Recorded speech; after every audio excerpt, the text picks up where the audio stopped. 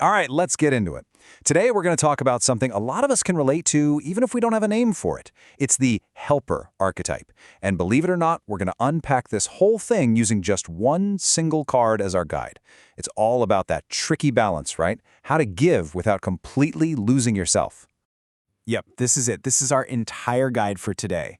I know, it just looks like one simple card, right? But the wisdom packed in here is, well, it's kind of amazing. It really gets into the good stuff, the misconceptions, and even, the darker side of what it means to be a natural helper. So let's start digging in. So first things first, I've got a question for you. Just look at that word, helper. Does that resonate? Like, does a little part of you go, yeah, that's me? Is that a title you'd claim or maybe one other people have given you? Just let that sit with you for a minute as we move forward. Okay, so when we think helper, most of us, we picture something very specific, right? A certain kind of person, a certain kind of job. Well, what's so cool about this card is that it immediately just blows that stereotype wide open. The definition is way bigger than you probably think. And here it is, the classic picture. You've got your doctors, your nurses, the frontline heroes, people whose entire profession is built around taking care of others. This is definitely the poster child for the helper archetype. And for good reason. It's super important. But, and this is a big but, it's just the tip of the iceberg. And boom, here's the first big insight from the card. Helping isn't always about these huge, dramatic moments. Think about it. It's the cashier, the sales rep, the person on the phone at the call center. The card points out that it's literally any field where you're able to assist other people. It's about that fundamental act of just helping someone out. It's everywhere. Okay, but here's where things get a little more complicated.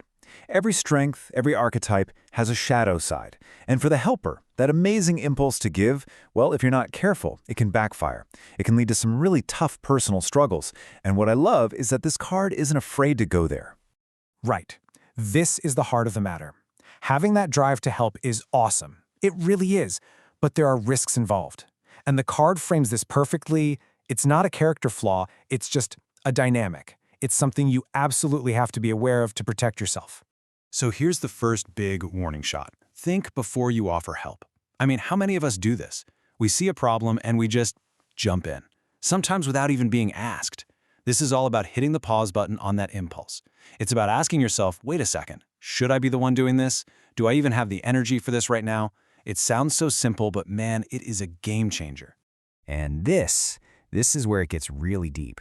We're not just talking about helping someone move a couch. We're talking about the direction of your entire life.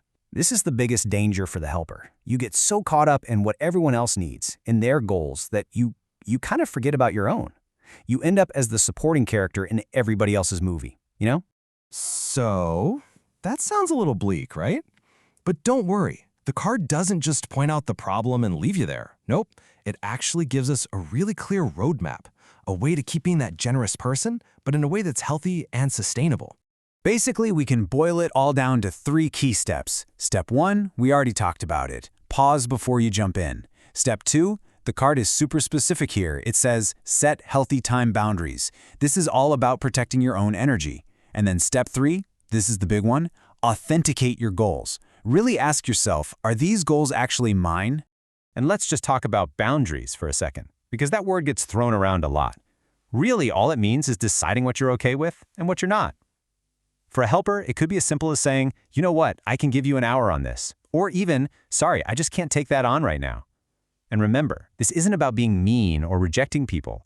It's about self-preservation. It's about making sure you have enough gas in your own tank.